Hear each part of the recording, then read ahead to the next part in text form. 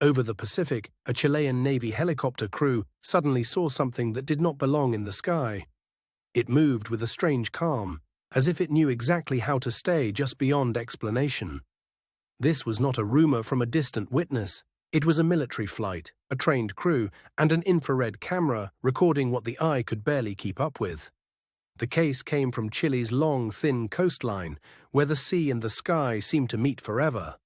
In that empty stretch, anything unusual can feel enormous. In November 2014, a Navy helicopter was on a routine coastal patrol when the crew noticed an object ahead and slightly below them. What began as a normal mission quickly turned into something far harder to classify. The flight was led by experienced personnel who were used to reading the sky for aircraft, weather, and hazards. That is part of why the encounter still carries weight years later. According to reports, the object did not behave like a plane, a helicopter, or a bird. It appeared to hover, shift, and drift in ways that made the crew keep watching instead of moving on. Then the infrared system entered the story. On the thermal image, the object showed up as a warm shape against the colder sea and sky, making the anomaly feel less like a fleeting impression and more like a recorded event. That contrast matters because thermal footage strips away some of the tricks that distance and glare can create. It leaves a simpler question behind. What exactly was generating that heat signature?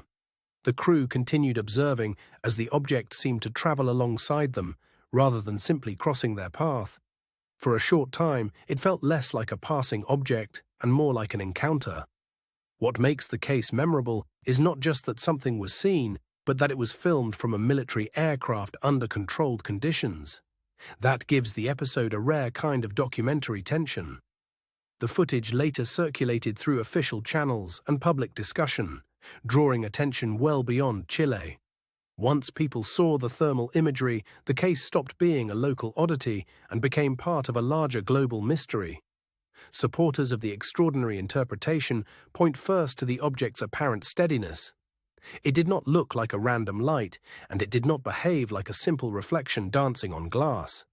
They also point to the way the crew reacted in real time. The tones in their voices, the continued tracking, and the decision to keep filming suggest something they could not immediately resolve. The object's apparent position over the water is another reason the case lingers. It seemed low enough to matter, yet high enough to avoid easy comparison with boats, surf, or shoreline activity. There is also the question of movement. In some moments, the object looked as if it changed speed or direction without the smooth, predictable arc people expect from conventional aircraft. That is where the mystery becomes difficult to compress into a single easy answer. A distant aircraft, a sensor artifact, and an atmospheric effect can each create confusion, but not always in the same way. Skeptics question whether the image may have been distorted by the camera system or by the conditions of flight. Infrared footage can be powerful, but it can also be deceptive when range, angle, and heat contrast all shift at once.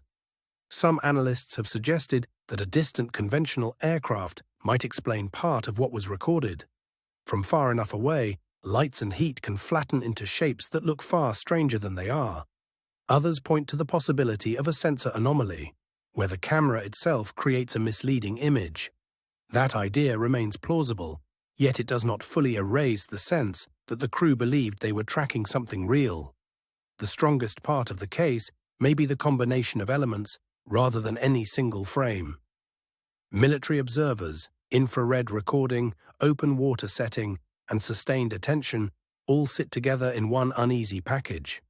That combination is why the Chilean Navy case continues to attract serious curiosity. It does not rely on a blurry roadside sighting or a secondhand story. It begins with trained eyes in the air. Yet the footage also leaves space for restraint.